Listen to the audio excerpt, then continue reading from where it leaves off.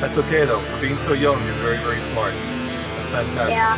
So keep up the good work, man, and stay flat, okay? Okay, I'm a flat earther.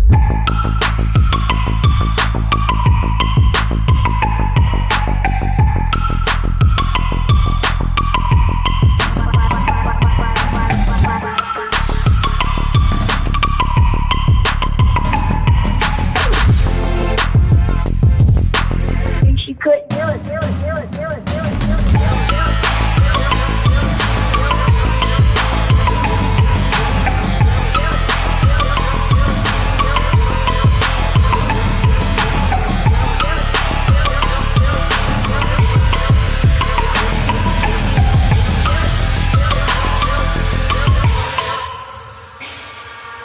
I'm a flat earther. I'm a flat earther. I'm a flat earther. I'm a flat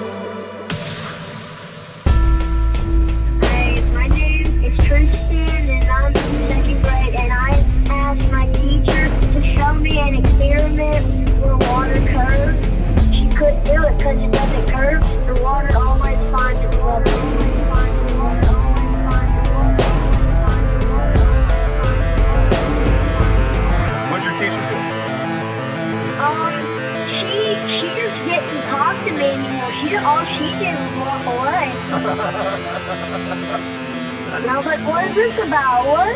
That's okay though. For being so young, you're very, very smart. That's fantastic. Yeah. So keep up the good work, man, and stay flat, okay? Okay, I'm a flat earther.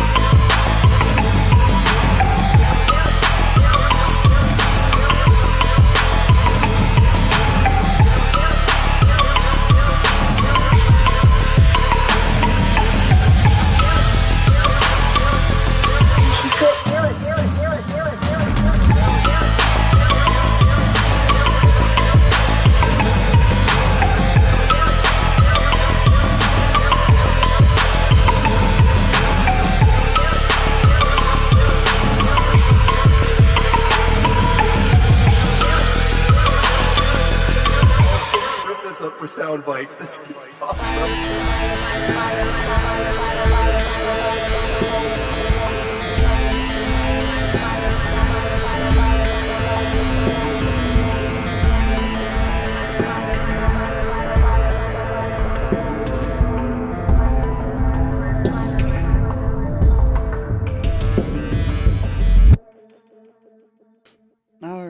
Welcome back to Anti-Religious Scripture Study with me, Karen B., and of course, Just Jack Flat Earth.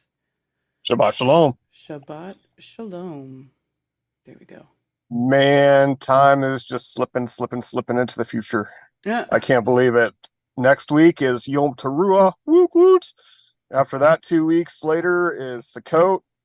Oh, no, my bad. We skipped one. 10 days later is Yom HaKippurim, the day of meditation. And then we have Sukkot 5 days later. And then after Sukkot of 8 days of partying, then, a couple weeks later, then I'm going to be in Vegas. Woohoo! So there's going to be a whole lot of partying going on. Oh, yeah.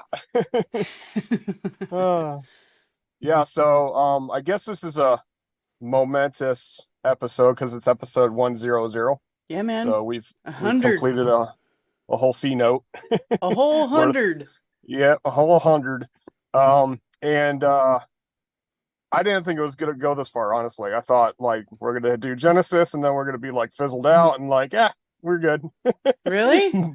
Yeah, I didn't know it was gonna keep hanging. I'm very appreciative of it because as I've mentioned many times in many episodes, it forces me to continue to study scripture because I have to prepare the next chapter for every episode. And every time that I translate a chapter, I find a new nugget that I didn't look at previously. And that's something that it's kind of like the flat earth thing. You can never stop looking into it. There's always more to learn. It's very exciting.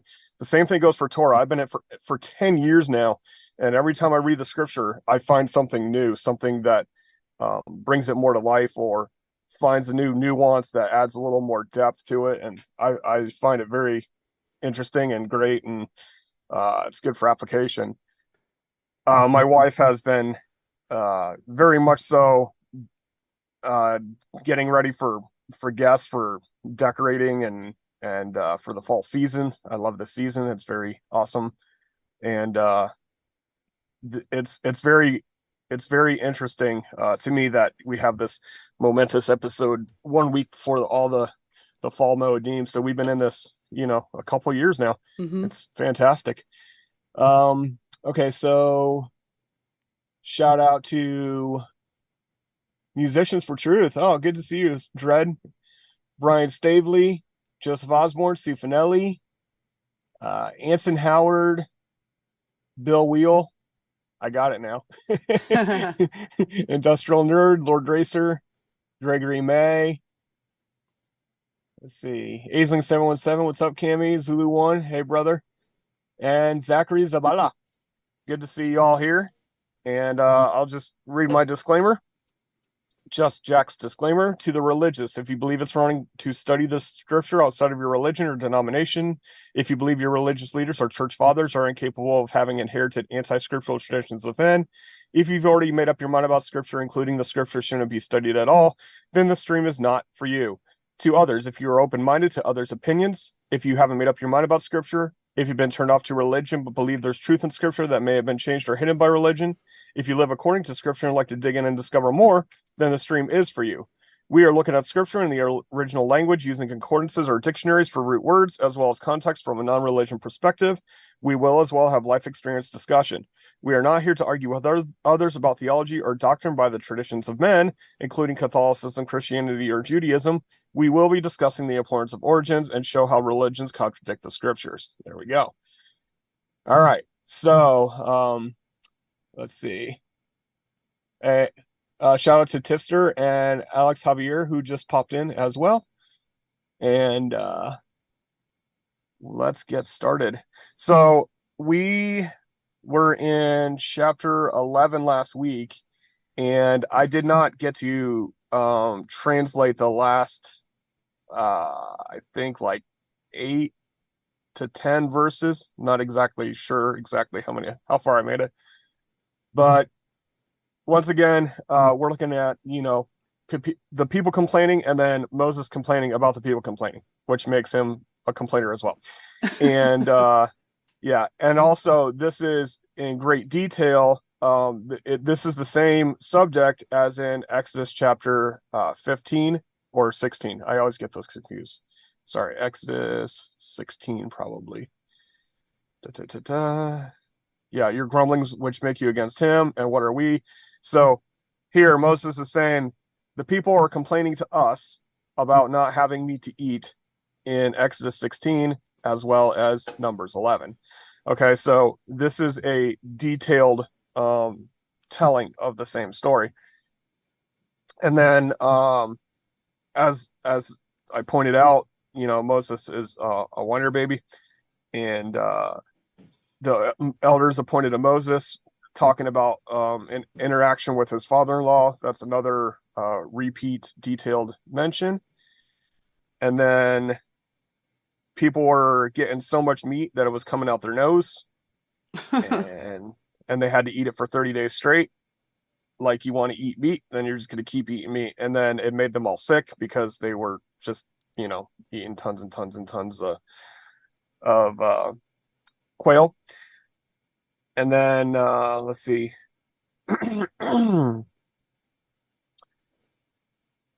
Let's see.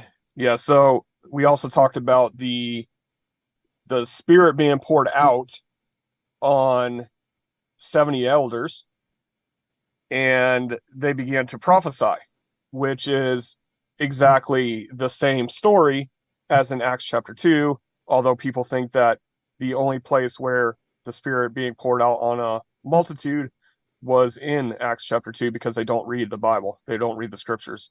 I don't like the term Bible, but that's besides the point. Yehoshua, son of Nun. Hold on one second. Yehoshua, son of Nun. Yehoshua is the same name as what they later call Jesus. Jesus means may his name and memory be blotted out. So I rather go back to his original name, Yehoshua, or Yeshua for short. And then, let's see.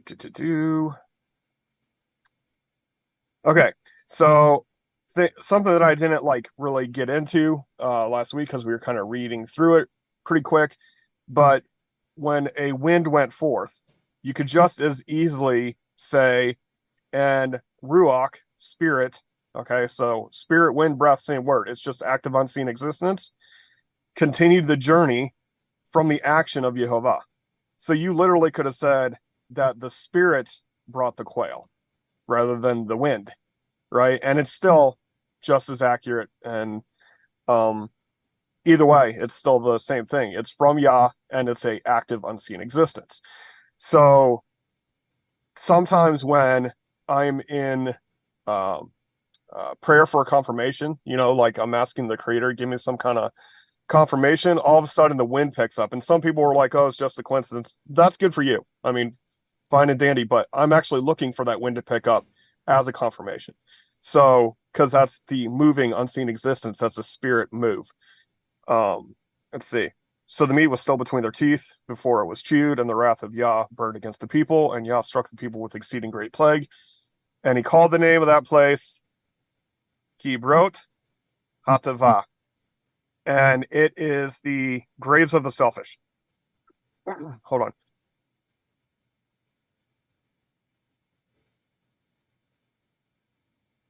All right, sorry about that. So, because the people had lusted again is just selfish desire of any kind. And then they went out to Chetzerot, which is the courtyards. So now we're in chapter 12, and you can start reading whenever you feel that you're ready. All right. Now Miriam and Aharon spoke against Moshe because of the Cushite woman whom he had taken, for he had taken a Cushite woman. Okay, so in the last chapter, hold on one second.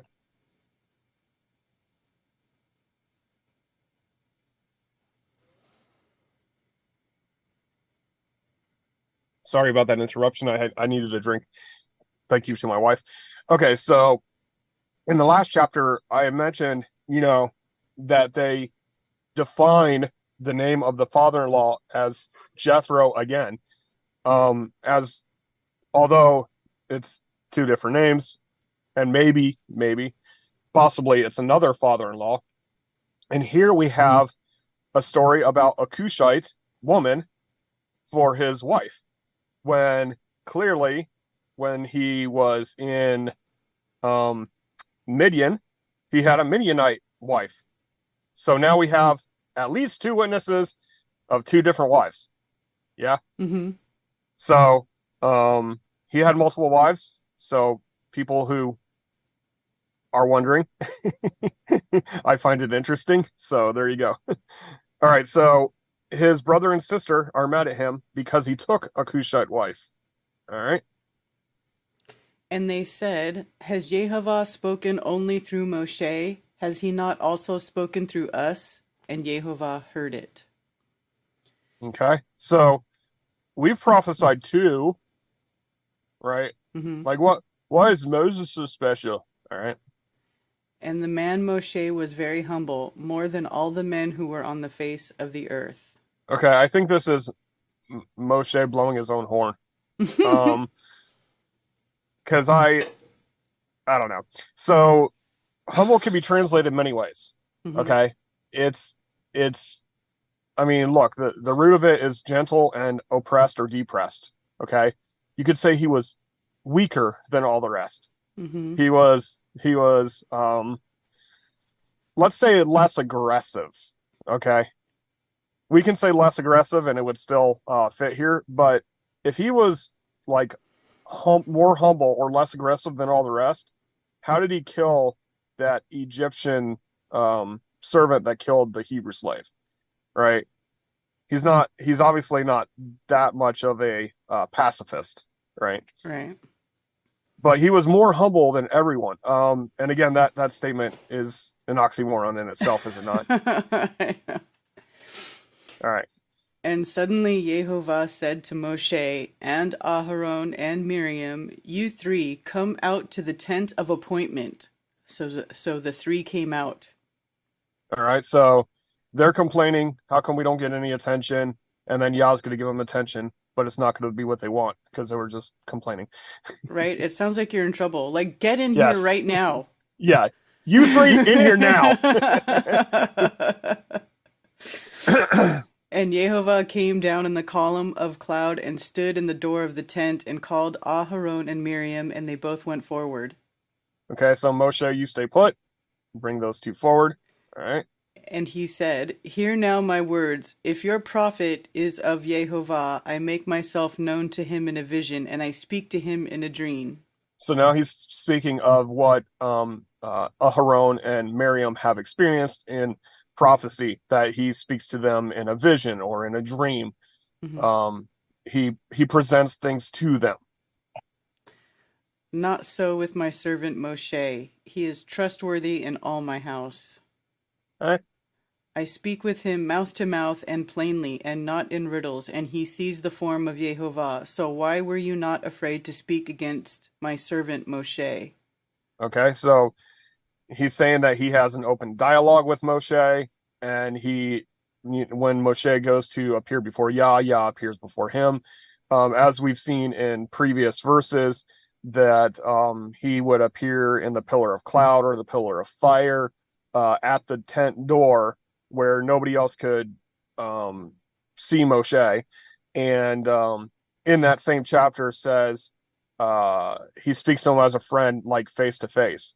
But the face to face is described as the pillar appearing at the door. Mm-hmm. So, all right. And the displeasure of Jehovah burned against them, and he left. All right. So basically, he said this and then disappeared. Right. Mm-hmm. Now, imagine it's like a parent is like, because you made a good analogy, like he's like, get in here, you 3. But he's saying what he needs to say, and then he just walks away. And if you're a child, you're like, I'm in big trouble. Mm-hmm. Yeah. All right. And the cloud turned away from above the tent, and look, Miriam was leprous, as white as snow, and Aharon turned toward Miriam, and look, a leper.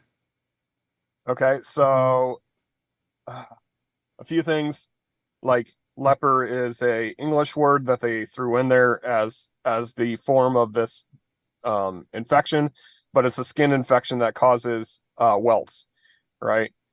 So but also white as snow. So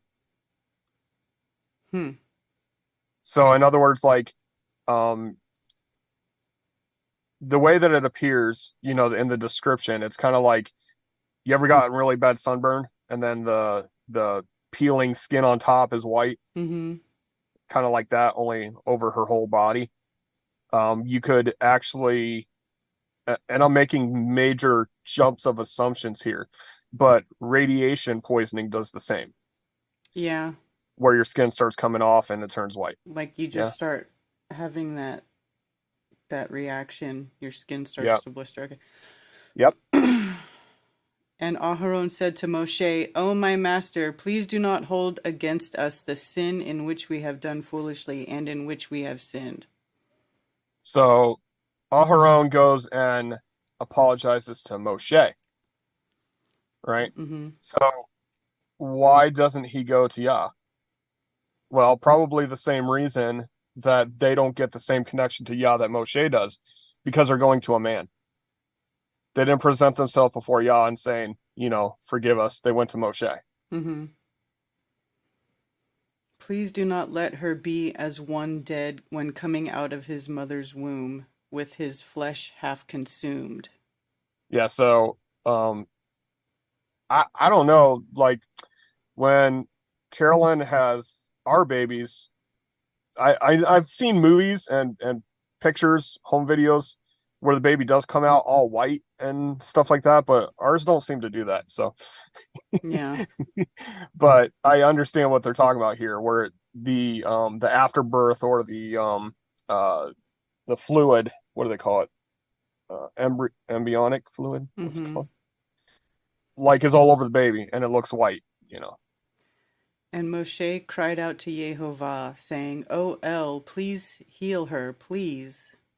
Okay, so Aaron called out to Moshe. Moshe called out to Yah. You see, Mm-hmm. and it does say as if it was crying, and yeah, and this heal is that same when Abraham built a altar and called it Yehovah Rapha. That's right here, Rapha meaning to heal. All right. Mm-hmm. And Oops. Yehovah said to Moshe, if her father had but spit in her face, would she not be ashamed 7 days? Let her be shut out of the camp 7 days, and after that let her be readmitted. Obviously, this is a cultural curse, you know, or insult, you Mm-hmm. know, for the father. Like, you know, there's a lot of cultures today where spitting is the meaning of a curse. You know, they spit on the ground or they spit on the person or whatever. Mm-hmm. And then there's other um, cultures, and I won't mention which one, that change spitting into a blessing. Like they spit on them for a blessing, and that seems to be counter. But yeah, they wear tiny hats too. Yeah, Anyway, I figured as much. yep, um, and 15. afterward, Yeah, and 15. Miriam was shut out of the camp 7 days, and the people did not sell out until Miriam did not set out until Miriam was readmitted. Thank you. Readmitted until again gathered Miriam. Okay. The people did not continue the journey until again the gathering Miriam. Okay. Readmitted. So That's kind of a they weird. waited for her to do her 7 days. Yep, that's it. And afterward the people departed from Hatzerot, and they camped in the wilderness of Paran. All right, there we go. Short chapter, but full of information. But I find this I mean, this Cushite woman being another wife is the reason that they're complaining that they don't get enough connection to Yah. Right? Mm-hmm. It seems like how come he gets away with marrying this Cushite woman? And how come we don't get the one-on-one conversation with Yah? You know. And then Aaron calls to Moshe, and Moshe calls to Yah. So I would say they're one and the same. Like, that's the reason you're not connecting, is because you're counting on a man to be a mediator between you and the creator. But that's my own opinion. All right, so perfect analogy. We are children. Exactly. All right. Let me go through here. Shout out to Melissa Joe. I missed her earlier. Tehran Osuke Ito. If I pronounced it wrong, I am so sorry. FE Nation, what's going on, brother? Damsel Medic. Damsel medic. Oh, damsel, as in like the female. Got it. All right. Everyone has the connection. You just have to listen. Exactly, Zach. All right. Let's see. And you can build that connection by reading and applying the Torah. Let's see. Shout out about 100 episodes by Musicians for Truth. Light to 1111 from Zulu 1.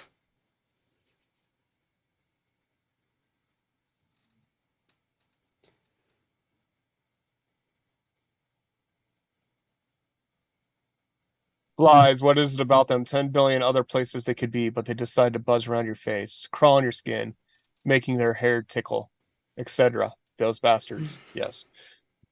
Yeah, that's why they're a plague. Yes, thank you for correcting yourself. It's not Caroline, it's Carolyn. It drives me nuts when people call her Caroline.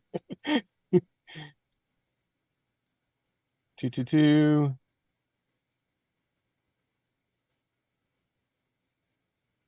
This is a good statement. What made Moses so special? Same as Abraham. He questioned what he was taught and sought out the truth. Yep. Sought truth out. Yeah, exactly. Perfect analogy. We're children. Exactly what we think. Sunburn. I've had flash burn from being in a pit with 10 other welders all the way inside my ears even. It was a weird feeling. Yeah, it would be something like that. That sounds crazy. Yeah. Don't forget to discern also, Zach. Many fool by thinking all messages are from Yod-Heh-Vav-Heh, when the opposition, aka Satan, pretending to be the creator. Yeah. I mean, you could watch TV and there's a lot of false prophets there. A lot of them that claim to be an authority. So, it's definitely a problem. All right. So definitely a short one. Next week, Yom Teruah, get ready to party. And we'll see you then. It'll be a day prior to Yom Teruah. It'll be the day before the moon is spotted. So next Shabbat, in the evening, I'll be looking for that moon to declare the beginning of the 7th month and the beginning of the partying. So, woot woo. Awesome. All right. Thank you, everyone, for joining us for another episode of Anti-Religious Scripture Study, and we do appreciate you following along with us. And we shall see you again next Saturday. And the earth is still flat. And the earth is still flat. Have a restful day. Shabbat shalom. Shabbat shalom.